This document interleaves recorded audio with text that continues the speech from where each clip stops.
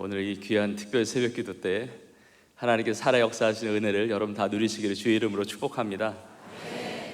너무 귀한 교회, 또 우리 목사님, 또 우리 성도님들과 함께 하나님의 말씀을 나눌 수 있는 것이 정말 놀라운 하나님의 은혜라고 여겨지고, 또 이 새벽을 깨어서 하나님 앞에 나아가는 여러분의 삶에 예비하신 분명한 그 은혜 여러분 다 누리게 되실 줄로 믿습니다. 성경을 보면 부르짖으며 응답하시겠다고 말씀하셨는데, 우리가 기도하면 응답하시는 것이 맞는데 응답이 준비되어 있기 때문에 기도를 시키신 줄로 믿습니다. 그래서 오늘 이 귀한 새벽의 자리에 하나님께서 비전도 주시고 능력도 주시고 여러 가지 응답도 주시겠지만 여러분이 이 자리에 계신 것 자체가 놀라운 응답의 시작이 되는 줄로 믿습니다. 우리가 읽은 에스겔서 37장에 보면 하나님께서 에스겔에게 환상을 주시는데, 그 마른 뼈가 다시 살아나는, 그러니까 리바이벌하는 거죠. 부흥하는.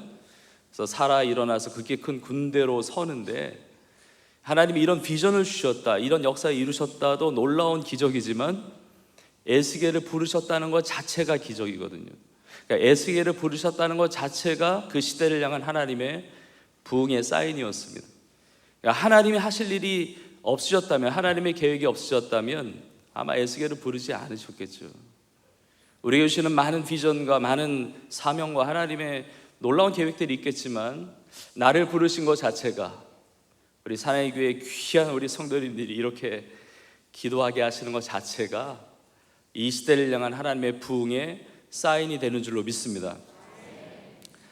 저는 우리 목사님 소개해 주신 대로 안양 평촌에 있는 세종교회에서 섬기고 있습니다. 제가 저희 교회에서도 이렇게 부흥에 대한 것을 이제 나눌 때가 종종 있습니다. 우리나라의 대표적인 부흥 두 가지를 꼽으라고 한다면 1903년도에 있었던 원산의 부흥, 그리고 4년 이후에 있었던 1907년도의 평양 대부흥입니다. 저는 저희 아버지 쪽으로 이렇게 4대째 신앙생활을 하고 있습니다. 저도 목회자 가정에서 이렇게 자라났고, 또 약 2년 전에 저희 부친은 이제 선교사로 사시다가 하나님의 부름을 받으셨고요. 저희 증조 할머니가 처음 예수님을 믿고 저희 아버지 때 이렇게 신앙이 이렇게 흘러오게 되었는데, 평양에서 처음 예수님을 믿으셨습니다. 우리나라에 있었던 1907년의 그 부흥의 역사가, 그 여파가 어마어마한 것이거든요. 그 평양의 놀라운 하나님의 부흥, 1907년도에 평양의 부흥이 있을 때 그건 성령의 강력한 역사였습니다. 인간의 의도나 생각이나 계획, 물론 그런 것들을 통해서 하나님 일하시지만 그 주권은 하나님께 있으셨고, 그 성령이 역사하실 때 회개가 나오는 거죠. 우리가 의도한다고 내가 결단한다고 다 회개가 나오는 게 아니라, 성령께서 역사하실 때, 그 바람과 같은 불과 같은 역사가 일어날 때 회개가 터지게 되는 거죠. 회개함으로 하나님 앞에 간절히 엎드려 기도할 때 정말 하늘이 열리는 겁니다. 성령이 임했고, 그리고 성령이 임한 것으로 끝나지 않고 영적인 놀라운 대각성, 약 2년 이후에 100만 구령운동, 이제 전도운동으로 펼쳐지게 되는 겁니다. 우리 에스더세처 우리 박사님도 그런 표현했듯이, 성령이 임하면 권능을 받고 예루살렘, 유대, 사마리아 땅 끝까지 이르러 내 증인이 되리라 그랬습니다. 우리가 복음을 전해야 됩니다. 가서 제자를 삼고 온천하에 다니며 만민에게 복음을 전파하라, 이게 명령인데, 성령의 권능을 임하면 예루살렘, 유대, 사마리아와 땅끝까지 이르러 내 증인이 되리라, 이게 예언적 명령이거든요. 그렇게 된다는 겁니다. 성령이 그렇게 이끌어 가신다는 것이죠. 그래서 우리나라는 성령의 은혜를 받고 그 복음화율이 그렇게 낮을 때 놀라운 이 전도의 역사가 있었던 겁니다. 1907년도에 평양의 부흥이 나타나고, 그리고 우리나라의 최초로 7명의 평신도가 목사 안수를 받고, 7명 중에 한 분이었던 이기풍 목사님이 그 당시에 퀼파트지요, 오늘날로 말하면 제주도인데 그 당시는 완전히 타문화권이잖아요. 그러니까 선교사로 파송하게 되고, 한국교회는 성령이 임하고 복음 전도하고 그리고 선교사 파송하고, 이 민족의 모든 기반적인 정말 하나님의 나라의 아름다운 운동이 일어났습니다. 그 부흥의 놀라운 은혜가 우리 가운데도 이루어졌는데, 지금은 이제 평양 땅이 너무나 우리가 오늘 본문에 보았듯이 완전히 마른 뼈가 가득한 그런 영적인 그런 상태를 우리가 보게 되지만, 반드시 머지않아서 놀라운 새로운 리바이벌 부흥의 역사가 나타나게 될 줄로 믿습니다. 저는 저희 교회에서 이 부흥에 대한 이야기, 1907년도 평양 부흥에 대한 이야기를 나누는데, 그 예배가 끝나고 집회가 끝나고 어느 성도님이 저에게 오셔서 너무 순수한 얼굴로 저에게 그러시는 거예요. 아, 목사님, 왜 부흥이 평양에서 있었는지 알 것 같습니다. 아, 그게 무슨 말씀이냐고. 그런 내용을 설교한 적이 없거든요. 왜 부흥이 평양에서 이루어졌는지 알 것 같습니다 그러시는 거예요. 그래서 그게 무슨 말이냐고 그랬더니 그 성도님이 굉장히 순수하게 고백을 하시는 거예요. 그 평양의 평자가 평촌의 평자고 평양의 양자가 안양의 양자인 것 같습니다. 그래서 저도 모르게 아멘을 해버렸어요. 예. 남의 교회 얘기라고 아멘은 안 하시는데 여러분이 사라의 교회가 부흥의 거점이 되는 줄로 믿습니다. 제 마음 가운데, 물론 평양이 그 이름 때문에 그런 것은 아니지만 제 마음 가운데 감동이 된 것은 뭐냐면, 모든 성도들이 그런 마음을 가지고, 내가 섬기는 교회가 그런 부흥의 거점이라는 마음을 가지고, 또 한국교회와 세계교회가 그런 마음을 가지고 하나님의 은혜를 구하고 성령이여 살아나게 하소서 부흥을 위해서 기도한다면 이 땅에 하나님의 부흥의 역사가 강력하게 임하게 되는 줄로 믿습니다. 저는 너무 감동을 지금 받고 있습니다. 왜냐하면 여러분이 드리는 이 글로벌 특별 새벽기도가 이게 보통 일이 아니고 이게 인간이 의도한다고 되는 것이 아닙니다. 그럼 요한계시록 8장에 보면 성도의 기도가 향연이 돼서 올라갑니다. 하나님 보좌 위로 올라가요. 그리고 금양루에 성도의 기도가 차죠. 향연과 함께 차는데 그 다음에 7나팔의 심판이 지나가는데, 여러분 7나팔이 무엇을 의미하는가, 여러 가지 신학적으로 여러 가지 이야기할 수 있지만 중요한 것은 기도가 찰 때 하나님의 나라의 찹터가 열린다는 겁니다. 기도해야 하나님의 장들이 열려진다는 거죠. 닫혀져 있던 문들이 열려지게 된다는 겁니다. 근데 기도하지 않으면 그냥 연대기적인 시간만 지나갈 뿐입니다. 크로노스만 지나갈 뿐이에요. 여러분 기도하지 않고 새로운 한 해를 맞이했다? 2023년도나 올해 2024년이나 별반 다를 것이 없을 것입니다. 올해 기도하지 않고 2025년 내년도를 맞이한다?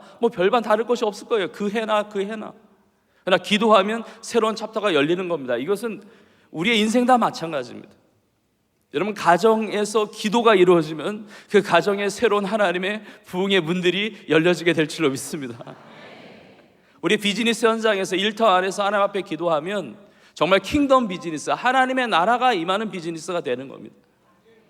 나라와 민족도 역사를 따라서 물론 우연히 여러 가지 영역들에 있어서 작용을 해서 이렇게 흘러가는 것처럼 보이지만 역사를 주관하신 분이 하나님이시고 나라와 민족을 지으시고 다스리시는 분, 지금도 역사하시는 분이 살아계신 하나님이시기 때문에 하나님 앞에 기도할 때 하나님과 가장 가깝잖아요. 기도할 때 하나님의 응답과 크고 은밀한 일을 보이시게 또 말씀하셨잖아요. 그러니까 기도할 때 이 민족의 새로운 챕터들이 열리게 되는 줄로 믿습니다.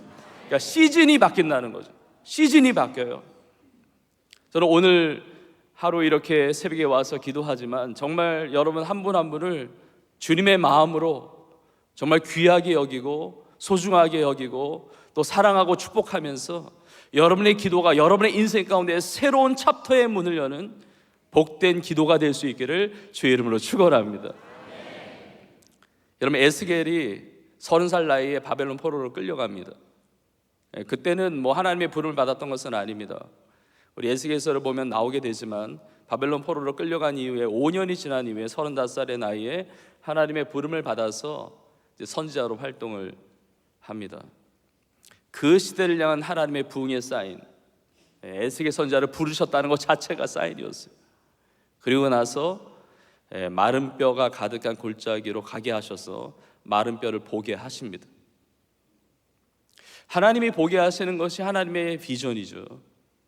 우리가 하나님의 비전을 생각하면 너무 황홀하고 너무 아름답고, 왜냐하면 하나님 나라의 비전이니까요. 이 천국의 소망을 가지고 얼마나 기쁘고 행복하고 좋습니까? 그런데 하나님은 때로는 이 마른 뼈를 보게 하십니다. 하나님의 비전 같지 않지만 하나님께서 보게 하시는 그 아픔의 문제들, 아픔의 상황들, 그런 모든 것들, 그런 것이 하나님의 비전이죠. 사실은 마른 뼈를 보는 것부터 하나님의 역사가 시작됨을 우리가 알게 됩니다. 우리가 어떻게 예수를 믿게 됩니까? 먼저 내가 마른 뼈라는 사실을 인식할 때부터, 내가 죄인이라는 사실을, 내가 진노 중에 영원히 멸망당할 수밖에 없는 사실임을 내가 인정하기 시작할 때부터, 내가 얼마나 흉악한 죄인인지를 보기 시작할 때부터 우리 구주 되시는 예수님 그네 앞에 나아갈 수가 있는 겁니다. 그리고 완전히 대반전의 역사가 있는 겁니다. 하나님의 전공 분야가 역전하시는 거잖아요. 죽은 자도 살리시는 거잖아요. 그러니까 마른 뼈가 끝이 아닙니다. 내 인생의 지금이 결론이 아닙니다. 마른 뼈를 본다 할지라도 모든 것을 합력하여 선을 이루시고 이미 우리는 죽어도 다시 사는 예수 그리스도의 보배로운 피로 말미암아 대속함을 받고 이미 하나님의 나라 그 영원한 생명을 가지고 살아가고 있는 줄로 믿습니다. 마른 뼈를 보게 하시는 겁니다. 오늘 기도의 자리에 있지만 우리의 심령 가운데 참 우울한 마음이 있을 수 있고 걱정이 되는 게 있을 수가 있고 염려가 되는 것이 있을 수 있고, 가족들을 생각하면 답답하신 분들도 있을지 모릅니다. 자녀를 생각하면 너무 대책이 없고, 배우자나 믿지 않는 가족들 보면 이게 언제 바뀌나, 정말 죽어 있는 것 같은, 정말 이 마른 뼈와 같은 그런 가정의 아픔의 문제를 지니고 신앙생활 하신 분들이 참 많이 있습니다. 이 땅의 교회를 모습을 보더라도 하나님이 오실 때 어떤 모습으로 보실까? 교회가 다 살아 있어야 되는데, 교회가 다 깨어 있어야 되는데, 주님의 몸을 이루고 있는 교회인데, 참 안타깝게도 하나님께 칭찬받는 교회가 있고 책망받는 교회도 있습니다. 요한계시록 2장과 3장에 나와 있듯이 소아시아적 7교회 다 칭찬만 받았던 것은 아니거든요. 어떤 교회는 살았다는 이름을 가졌지만 죽어 있는 교회도 있고, 정말 마른 뼈와 같이 무너져 있는 교회들도 있는 거죠. 이런 우리의 가정이나 내 개인의 내면이나 또 이 땅의 교회의 모습이나 이것만이 아니고 우리나라 민족도 마찬가지입니다. 남과 북이 분단되어 있고 지금 연일 쏟아지는 이 북한의 어떤 전달하는 그 메시지와 이 정말 이 적대적인 대치적인 이 국면, 정말 살아날 수가 있을까? 저 북녘 땅에 다시 한번 부흥이 있을 수가 있을까? 예수 그리스도의 계절이 올 수가 있을까? 정말 복음적인 그런 통일의 하나님의 은혜를, 이런 복음은 평화의 복음인데 우리나라는 평화의 나라가 아니고 지금 분단의 나라인데, 하나님은 전 세계 열방 땅끝까지 복음을 전파하기 위해서 복음으로 평화 통일, 복음으로 하나 된 이 민족을 통하여 이 평화의 복음을 땅끝까지 전파하게 하시는 하나님의 놀라운 기적적인 역사를 이루실 줄로 믿습니다. 근데 현실의 모습을 보면 너무 암담하거든요. 여러분, 세계 열방을 보십시오. 전쟁과 끝날 것 같은데도 안 끝나는 전쟁과 기근과 지진과, 예수님이 다시 오시는 그날과 때는 알지 못하지만 그 여러 징조들, 말세의 징조들을 다 보고 있습니다. 적그리스도의 출현, 이단과 사이비와 그 수많은 그런 것들 가운데 하나님께서 에스겔에게 물으시는 거죠. 마른 뼈들을 보여주시면서 이 뼈들이 능히 살 수 있겠느냐. 하나님의 질문에는 하나님의 관심이 담겨 있습니다. 하나님의 관심은 살리는 데 관심이 있으십니다. 로마서 8장에 보면 성령의 생각은 생명이거든요. 생명과 평강입니다. 사단이 주는 마음은 사망의 마음이에요. 죽겠다, 힘들다, 못하겠다, 그냥 끝내야 되겠다 이러지만 성령께서 주시는 마음은 생명의 마음이거든요. 이 뼈가 능히 살 수 있겠느냐? 여러분 꼭 기억하십시오. 어떤 문제, 어떤 상황 가운데 있을지라도 이 하나님의 메시지를 기억할 필요가 있습니다. 살아날 수 있겠느냐, 살아날 수 있겠느냐. 하나님은 살리기를 원하신다는 겁니다. 여러분, 하나님께서 에스겔에게 하실 질문들이 너무 많은데 그 중에 그냥 여러 가지 질문 중에 그냥 택일 해가지고 그냥 대충 어쩌다가 이 질문을 하신 것이 아니고, 하나님은 살리시려는 의도를 가지고 물으신 겁니다. 그리고 하나님은 그냥 질문하실 때 대책 없이 질문하시는 경우가 없습니다. 살리실 수 있는 능력이 있으시기 때문에 물으시는 거예요. 이 뼈들이 능히 살 수 있겠느냐? 전 뉴스를 보면서도 그런 마음의 감동을 가지고 이제 기도를 하게 되는 경우가 많습니다. 하나님, 이렇게 안 좋은 뉴스를 듣는데 살 수 있겠느냐? 다시 부흥케 될 수 있겠느냐? 리바이벌 할 수 있겠느냐? 계속 물으시는 것 같아요. 에스겔이 대답을 합니다. 주께서 아시나이다. 굉장히 잘 피해갔다고 생각합니다. 주여, 할 수 있습니다. 이것도 아니에요. 못합니다 이것도 아니거든요. 근데 믿음이 없어 보이는 고백이지만 저는 이 안에 믿음이 포함되어 있다고 생각합니다. 주께서 하시나이다. 무슨 이야기입니까? 우리의 힘으로는 도저히 안 되지만 이 뼈가 만약에 살아나는 어떤 그런 일들이 있다고 한다면 그것은 주님께서 하시는 일입니다. 주님은 그 능력이 있으십니다. 이 고백 아니겠습니까? 주님께서 아시는 거예요. 포기하지 마십시오. 낭망하지 마십시오. 주님께 그 모든 주권이 있습니다. 주님께 능력이 있습니다. 주님께 대책이 있습니다. 그리고 나서 하나님께서 막 뼈들을 맞춰주시고 힘줄이 생기고 살이 오르고 가죽이 덮이고 그래서 생기가 들어가는 겁니다. 바람이 들어가서 그 생기가 들어가서 그 마른 뼈가 살아 일어나는 겁니다. 극히 큰 군대로 하나님의 명령을 준행하고 따를 그 군대로 일어난 거예요. 뭐 한 군사 한 사람이 아니라 군대로 그 뼈들이 일어나는데 중요한 것은 하나님은 주권적으로 이 뼈들을 연결시키시고 살아나게 하실 수 있지만 하나님은 에스겔로 하여금 대언하게 하셨다는 것. 하나님은 주권적인 역사를 이루시는데 하나님은 전적인 그 능력이 있으신데 하나님은 하나님의 사람들을 통해서 그 일을 이루신다는 것. 대언하게 하셨다는 겁니다. 우리로 말하면 대신해서 선포하게 하시고 대신해서 부르짖어 기도하게 하시고 믿음으로 고백하게 하셨다는 겁니다. 나의 능력이 아닙니다. 하나님이 나의 삶을 붙잡고 대언하게 하실 때, 대신 선포하게 하실 때 마른 뼈들이 막 연결이 되는 겁니다. 하나님의 말씀은 능력이 있습니다. 마른 뼈들아 여호와의 말씀을 들을지어다. 여호와의 말씀을 들을지어다. 하나님의 말씀은 그냥 이렇게 문자적으로 적혀있는 글귀에 끝나는 것이 아니라 성령의 감동으로 쓰여진 말씀이고 그 성령님은 지금도 살아 역사하시는 성령이 되시는 줄로 믿습니다. 히브리서 4장에 있는 말씀이죠. 하나님의 말씀은 살아있고 활력이 있어요. 죽어있는 말씀이 절대로 아닙니다. 살아있고 활력이 있는 운동력 있는 말씀이고 혼과 영과 및 관절과 골수를 찔러 쪼개기까지 하는 능력의 말씀, 우리의 생각과 마음을 감찰하는 그 능력의 말씀, 우리의 혼과 우리의 영, 우리의 육신까지도 치유하시는 그 놀라운 은혜를 주님의 뜻 가운데, 주님의 역사하심 가운데, 주님의 그 사랑 가운데 이 새벽에도 여러분 체험하실 수 있기를 주의 이름으로 축복합니다. 다 연결이 된 겁니다. 다 네트워크가 된 겁니다. 근데 조직이 있어요. 시스템이 있습니다. 뭐가 규모가 있습니다. 다 된 것 같은데 절대 그렇지 않다는 겁니다. 그 안에 생기가 없었다는 거죠. 여러분 이 생기가 핵심입니다. 생기. 히브리어 단어로 루아흐라고 하는 단어인데 이게 헬라어, 신약 성경은 헬라어로 쓰여졌죠. 이게 바꾸면 이제 푸뉴마인데 이 루아흐라는 단어가 우리 아버님 에스겔서 37장 앞에 36장에도 나오고 또 오늘 이 마른 뼈가 군대로 일어나는 이 장면 이후에도 루아흐라는 단어가 나오는데 오늘 본문의 전과 후에 이 루아흐라는 단어가 영이라는 표현으로 번역이 되어 있어요. 영. 이렇게 나와 있습니다. 내 영을 너희 속에 두어 너희로 살아나게 하리라. 내 영을 너희 속에 두겠다 그럽니다. 하나님의 영이 루아흐, 하나님의 영이 이 생기인데 여러분 구약 시대에는 하나님의 영이 인간 안에 내주하신 적이 없습니다. 능력으로 덧입혀서 성령의 역사가 나타난 적은 많이 있지만 내주하시는 성령은 아니었거든요. 언제 하나님의 영이 우리 안에 들어오십니까? 인간 안에 들어오십니까? 사도행전의 역사예요. 사도행전 2장에서 바람과 같이 불과 같이 성령, 그것이 푸뉴마, 그 바람이 120명의 제자들, 기도하는 제자들에게 들어간 것이거든요.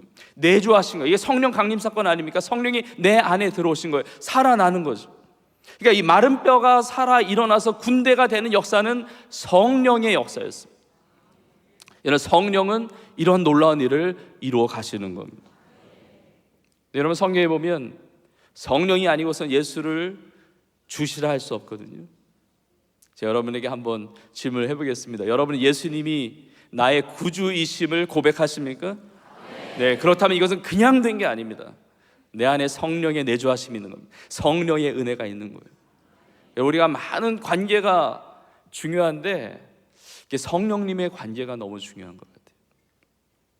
우리 옆에 계시는 성도님, 함께 신앙생활하는 우리 가족들, 또 우리 동역자들, 우리 너무나 귀한 하나님의 사람들, 이 관계도 너무 중요하지만 더 중요한 것은 하나님과의 관계, 나의 주 되시는 예수님과의 관계, 내 삶에 말할 수 없는 탄식으로 나를 위해서 간구하시는 그 성령님과의 관계, 여러분 이 관계를 꼭 붙잡으십시오.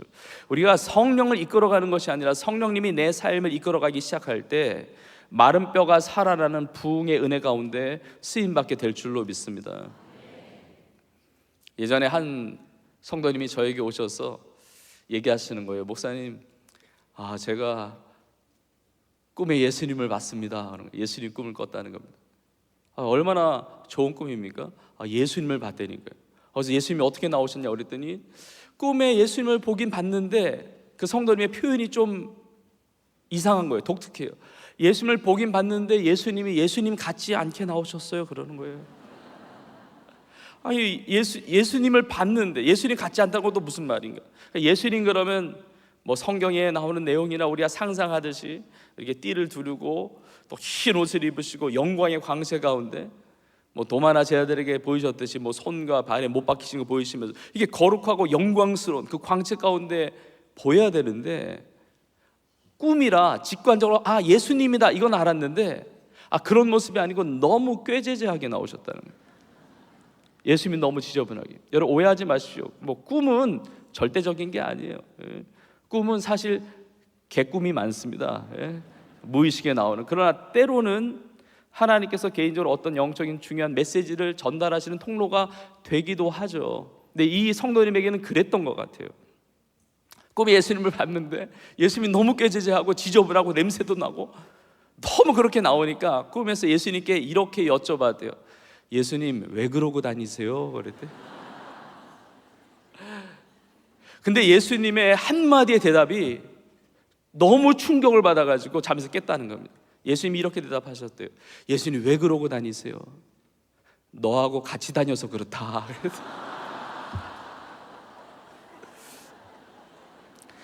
여기에 너무 충격을 받아가지고 깼다는 겁니다. 그래서 성경을 보는데 이제 깨닫는 거죠. 성경적으로 이제 컨펌을 받아야 되잖아요. 이제 해야 되는데 주님은 나를 떠나신 적이 없어요. 우리 예배당에만 계시는 거 아니잖아요. 예배 끝나고 나갈 때, 차 타고 갈 때, 지하철을 탈 때, 사람을 만날 때, 직장 생활할 때, 누군가 거래를 할 때 내가 성령 충만할 때만 성령님이 함께 계십니까? 그렇지 않잖아요. 내가 홀로 있다고 여겨질 때, 내가 힘들 때, 내가 고민될 때, 심지어 내가 죄 가운데 빠지고 유혹 가운데 빠지고 정말 하나님 기뻐하시지 않는 일을 할 때도 주님은 떠나신 적이 없거든요. 그러니까 내가 성령의 인도함을 받아서 살아야 되는데 마치 성령님을 내가 이끌고 이리저리 끌고 내가 다니는 데가 워낙 누추하고 지저분하고 냄새나는 데니까 예수님이 그걸 다 뒤집어 쓰고 있는 것을 이제 그런 메시지로 받은 거예요. 여러분 성령의 인도함을 받을 때 내 삶에는 사망이 물러가고 놀라운 생명의 부흥의 역사가 있게 되는 줄로 믿습니다. 저는 어릴 때 예수님을 믿게 됐죠. 모태신앙이니까 뭐 초등학교 들어가기 전에 예수님을 저의 구주로 고백했고 유치원도 선교원을 다니고 그렇게 했습니다. 그런데 초등학교 때 그야말로 성령 체험이란 예수님이 나의 죄를 대신하여 십자가에 피 흘려 죽으시고 부활하시고 나에게 영원한 생명을 주셨다는 것이 그냥 선생님이 가르쳐줘서 그냥 교회에서 예배드려서 그냥 배워서 아는 차원을 넘어서 너무 큰 은혜로 절절하게 이렇게 다가오는 겁니다. 정말 이 영원한 천국이 있고 이 영원한 천국을 위해서 이 영원한 천국이 있고 이 땅을 삶은 잠깐인데 이 영원한 천국에서 가장 영광스러운 삶이 이 짧은 인생 속에 주님을 위해서 살고 죽는 것이라고 한다면 그렇게 살고 죽고 싶다 이렇게 고백이 들더라고요. 근데 이제 어릴 때 성령 체험하고 저의 삶에 어떤 변화가 있었냐면 뭐 인격적인 거나 또 어떤 성품적인 것은 좀 시간이 가니까 부모님께 혼을 난다든지 제가 3남매 중에 장남인데 뭐 동생들도 뭐 힘들게 하고 뭐 형으로서 오빠로서 이렇게 한 것도 있죠. 근데 달라진 게 뭐냐면 복음을 전하게 되는 겁니다.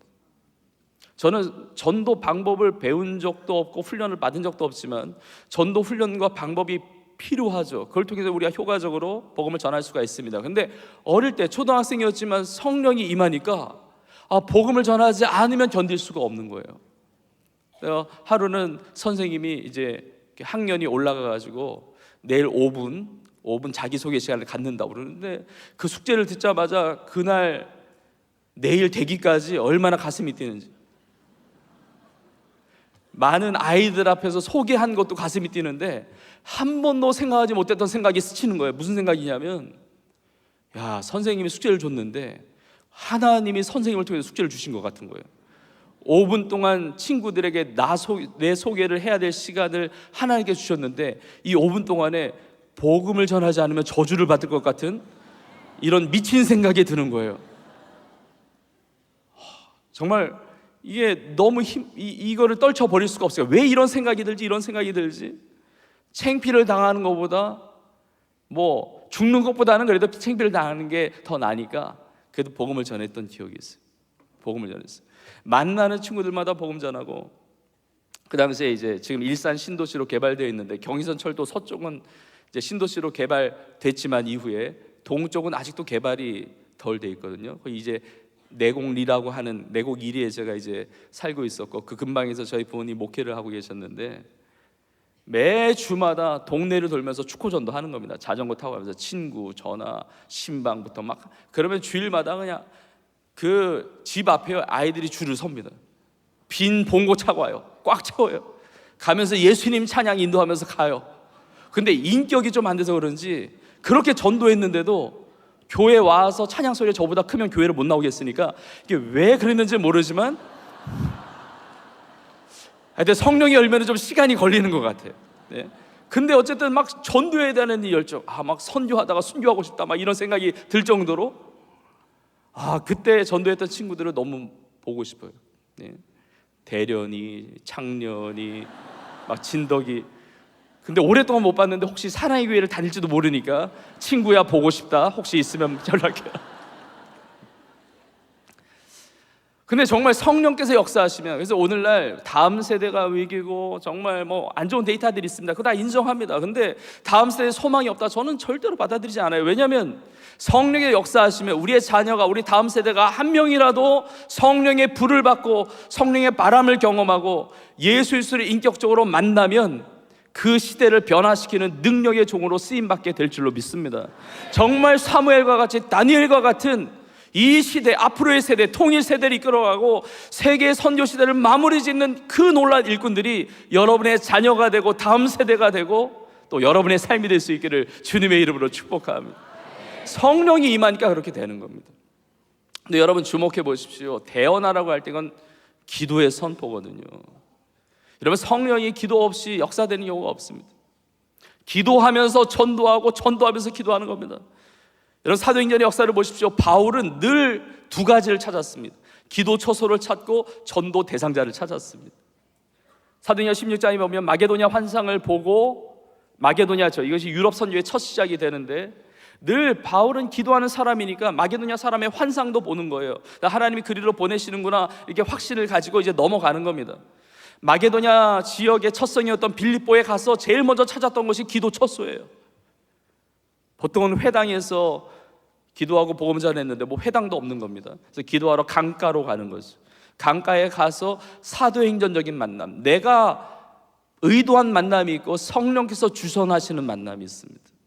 여기 와서 여인들을 만나는데 그 여인들 중에 루디아라는 여인을 만납니다. 근데 놀라운 것은 바울이 기도하러 가서 여인들을 만나고 그들에게 복음을 전하는 거죠. 늘 기도의 처소와 전도 대상자를 찾았어요. 그리고 복음을 전하는데 성경에 이렇게 나와 있습니다. 주께서 루디아의 마음을 여사, 바울이 연 게 아닙니다. 내가 연 게 아닙니다. 주께서 열어주시는 거예요. 기도하면 주님께서 열어주시는 줄로 믿습니다. 여러분 지금 부흥의 역사가 지금 흘러가고 있는 것을 여러분이 감지하십니까? 기도하신 분은 이걸 다 느끼실 거예요.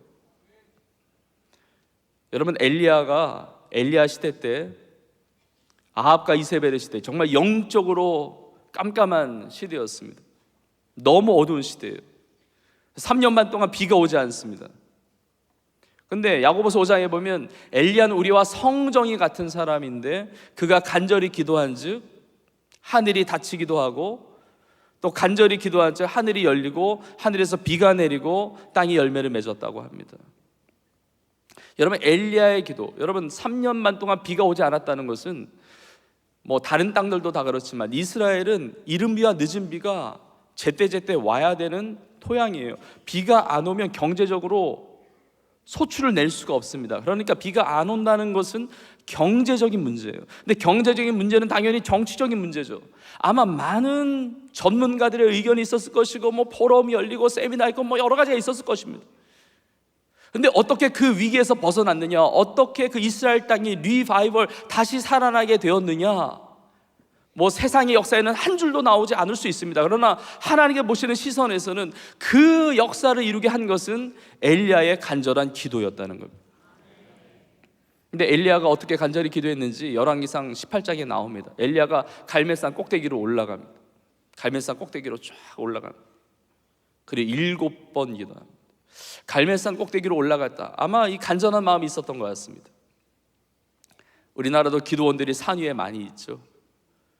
그러니까 이게 뭐 산에서만 기도해야 되는 것은 아닌데 어디서나 기도해야 되지만 하나님과 독대하는, 하나님 앞에 간절히 기도하는 그 마음을 가지고 올라갔던 것 같아요. 그리고 말씀을 묵상하면서 이런 생각이 드는 겁니다. 아마 엘리야에게 이런 마음이 있지 않았을까? 왜냐하면 지금 올라가는 게 비를 달라고 기도하는 거거든요. 그리고 이미 하나님께서 약속하셨어요. 내가 지면에 비를 내리리라. 그 약속의 말씀을 붙들고 가는 겁니다. 여러분, 기도 가운데 가장 강력한 기도, 뭐 통성기도, 개인기도, 뭐 합심기도, 뭐 금식기도, 작정기도, 뭐 철야기도, 새벽기도 다 있지만 그 시간이나 형태는 다 다양할 수 있지만 가장 강력한 기도는 하나님의 약속을 붙드는 기도 아니겠습니까? 그러니까 약속하지 않은 걸 기도하니까 하나님이 또 굉장히 곤란하시잖아요.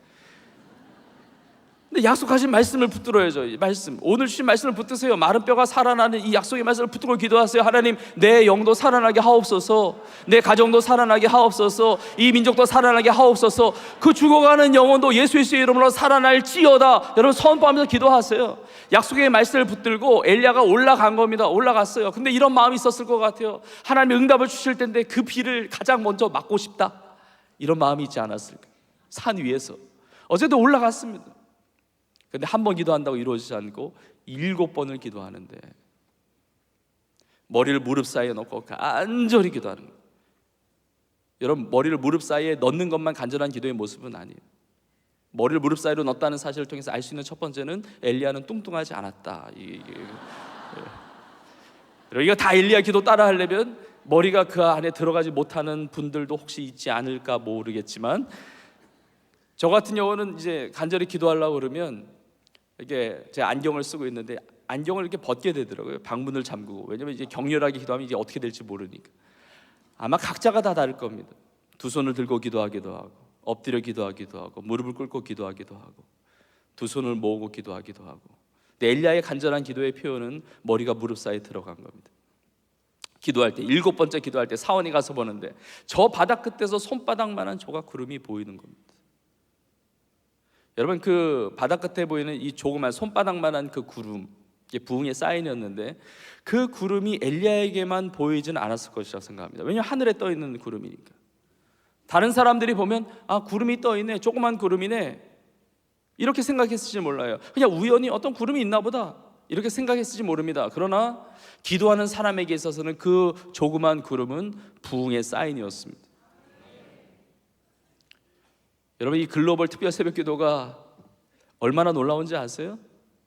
여러분이 이렇게 새벽에, 이른 새벽부터 깨어서 일어나서 나와서 몸으로 하나님 앞에 산 제물로 리빙 세크리파이스로 와서 부르짖어 이 기도의 향연이 하나님 앞에 올라가서 하나님의 챕터들을 넘기는 이 놀라운 위대한 이 역사 가운데 여러분이 함께 한다는 것, 이 민족을 향한, 이 시대를 향한 부흥의 사인인 줄로 믿습니다. 부흥의 사인이에요. 그냥 이루어지지 않습니다. 하나님의 계획이 없으면 기도시키지 않았어요. 하나님의 계획이 있기 때문에, 하나님의 청사진이 있기 때문에, 하나님께서 마른 뼈 보게 하시는 것을 살게 하시는 하나님의 부흥의 계획이 있기 때문에 보게 하시는 것입니다. 간절히 기도하는 거예요. 여러분, 오늘 이 기도가 여러분의 삶에 놀라운 이 하늘 문을 여는, 여러분이 선포하고 믿음으로 고백하는 그대로 이 민족의 챕터, 새로운 하나님의 부흥의 역사를 이루어가는 복된 기도가 될 수 있기를 주님의 이름으로 축복합니다. 그런데 마지막으로 제가 나누고 싶은 것이 있는데, 우리가 부흥을 위해서 기도하지만 우리가 먼저 그 부흥을 이미 경험했다는 겁니다. 내가 경험하지도 못한 없는 부흥 달라는 거. 물론 하나님은 새로운 부흥을 주세요. 하나님은 새 일을 행하십니다. 이전 일을 기억하지 말라고, 옛날 일에, 과거에 붙잡히지 말라고. 하나님은 너무나 놀라운 새로운 일을 열어가시니까 과거에 연연하지 말라고 말씀도 하시지만, 그러나 우리는 이미 부흥을 경험한 거예요. 내가 마른 뼈와 같은 인생이었습니다. 예수를 믿었습니다. 내가 거듭났습니다. 본 어게인 했어요. 내가 죄의 종노릇하는 인생이었는데 하나님의 자녀로 거듭났습니다. 여러분, 이것은 놀라운 부흥의 은혜를 경험한 거예요. 내가 하나님의 자녀가 되고 이렇게 예배하고 기도하고 영원한 천국의 소망을 가지고 주의 복음을 전파하고 선교적 사명, 이 시대적인 사명, 민족적 사명을 감당하면서 살아가고 있다는 것 자체가 내가 이미 그 부흥을 경험했다는 것이죠. 우리가 많은 응답을 하나님께 받게 되는데 그 어떠한 응답도 내가 이미 받은 영생의 복보다 크지 않습니다. 내가 경험한 어떠한 복도 내가 받은 구원의 복보다 크지 않아요. 이미 주실 복을 다 받았습니다. 죽어도 다시 사는 복을 받았어요. 하나님께서 예수 그리스도를 우리에게 주신 것 얼마나 귀한 겁니까? 예수 그리스도와 함께 그 모든 것을 다 주시지 않습니까? 그러니까 우리에게 주시는 응답들은 덤으로 주시는, 플러스 알파로 주시는, 더해 주시는 은혜거든요.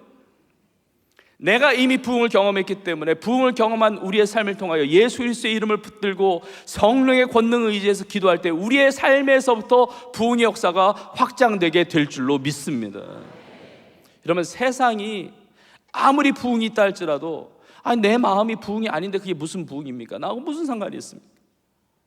내 세상이 아무리 위기이고 아무리 어렵고 아무리 성경적 가치를 반대하고 동성애 파고와 차별금지법의 시도와 이런 것들이 있다 할지라도 우리의 심령이 성경의 가치로 붙들림 바 되고 함께 성령 안에서 하나가 되고 함께 내가 먼저 예수 그리스도 안에서 거듭난 나의 인생이 주 앞에 무릎 꿇고 기도하며 나아가기 시작할 때 세상이 다 어둡지만, 세상이 다 위기지만, 마른 뼈지만 내 삶이 그 부흥의 은혜를 경험했다면 이미 이 역사적인, 시대적인, 민족적인 부흥은 나로부터 시작된 줄로 믿습니다.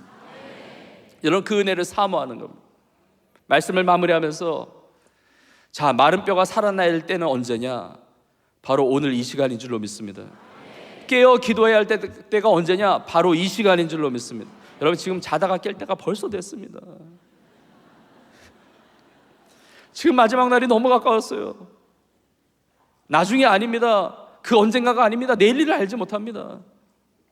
제가 이 말씀하고 마무리하려고 그러는데, 제가 중학교 담당하셨던 전도사님, 나중에 여자 전도사님이신데 독신으로 이제 중국 선교를 오랫동안 하시고 지금 이제 연세가 많이 드셨죠. 근데 중등부 시절에 이제 담당하시던 전도사님인데 언제는 이제 중등부 이제 친구들을 모아놓고 그렇게 얘기하시는 거예요. 전도사님에게 일생일대 최고의 기도 제목이 있다. 첫 번째 기도 제목이 있는데 그건 뭐냐면, 너희들도 알잖아, 전도사님이 이렇게 신앙이 늘 좋은 것은 아니잖아. 좋을 때도 있고 안 좋을 때도 있고 이렇게 좀 굴곡이 있는 건 너희들도 알잖아. 전도사님의 연약함을 알잖아. 근데 전도사님의 인생의 최고의 기도 제목은 전도사님이 신앙이 안 좋을 때가 아니라 신앙이 가장 좋을 때, 신앙의 피크일 때 예수님을 만나는 거야. 내가 신앙의 피크일 때 예수님이 오시는 것, 그때 예수님이 오시는 것이 내 인생의 첫 번째 기도 제목이야. 너희들도 나를 위해서 기도해 줄래? 그래서 저는 그것이 좋은 기도 제목인 줄 알고 얼마나 열심히 기도했는지 모릅니다. 주님, 다른 때 오시면 절대 안 됩니다. 우리 전도사님 혹시 시험 들어가지고 신앙이 연약할 때 오시면 절대 안 됩니다. 우리 전도사님의 신앙이 가장 좋을 때, 믿음이 가장 좋을 때, 그때 맞춰서 주님 오셔야 됩니다 이렇게 기도를 했는데, 기도하다 보니까 이 기도가 아닌 거예요. 성경적인 기도가 아닌 거예요. 그래서 기도를 바꿨어요. 하나님, 예수님이 오실 때, 예수님 오시는 게 절대로 우리 전도사님의 신앙이 가장 좋을 때 오시면 안 되고 제가 가장 좋을 때 오셔야 됩니다. 우리 전도사님이 좋을 때 오시는 것도 좋지만 전도사님이 지금 문제가 아닙니다. 주님, 저의 신앙이 가장 좋을 때 오셔야 됩니다 이렇게 기도를 했다니까. 근데 이게 기도하다 보니까 이게 성령적인 기도가 아닌 거예요. 생각해 보십시오. 우리가 다 그렇게 기도한다면 예수님 오실래도 못 오십니다. 오늘 새벽에 오시는 게 너무 좋은데 오늘 알람만 끄고 못 일어나신 분에게 있어서는 그분 때문에 못 오시는 거예요. 내일 오실래니까 그 권사님이 걸려. 모레 오실래니까 그냥 그 집사님이 걸려요. 오실라 하더라도 못 오시잖아요. 나의 신앙이 가장 좋을 때 주님 오시옵소서. 이게 고백이 아니고 성경적인 가장 좋은 신앙의 고백은 성경의 마지막 장이죠. 요한계시록 22장에 예수님께서 말씀하십니다. 내가 속히 오리라. 그때 사도 요한이 이렇게 고백합니다. 아멘 주 예수여 오시옵소서. 마라나타. 아멘 주 예수여 오시옵소서. 나의 신앙이 가장 좋을 때 주님 오시는 것이 아니라 주님이 언제 오시든지 간에 항상 내가 준비되어 있게 하여 주옵소서. 항상 깨어있게 하여 주시옵소서. 이렇게 깨어있는 성도, 깨어있는 교회 되어서 성령이여 살아나게 하소서. 성령의 은혜 가운데 이 땅에 죽어가는 수많은 영혼들 살리고 마른 뼈를 살아 일어나 극히 큰 데로 서게 하시는 성령의 강력한 은혜를 누리는 여러분 다 되실 수 있기를 주님의 이름으로 축원합니다. 기도하겠습니다. 하나님 아버지, 살아계신 성령님, 오늘 이 시간에 임재하신 줄로 믿습니다. 내가 성령을 이끌어가는 인생이 아니라 성령님의 나의 삶을 이끌어가는 인생 되어서 마른 뼈같이 무너져 있었던 나의 인생 부흥케 하신 주님께서 마른 뼈와 같이 무너져 있는 우리의 모든 기도의 제목과 이 민족과 이 시대와 이 세상 가운데 부흥의 놀라운 역사를 체험하는 교회 되게 하시며 성도들 되게 하여 주옵소서. 예수님의 이름으로 간절히 축복하며 기도합나이다. 아멘.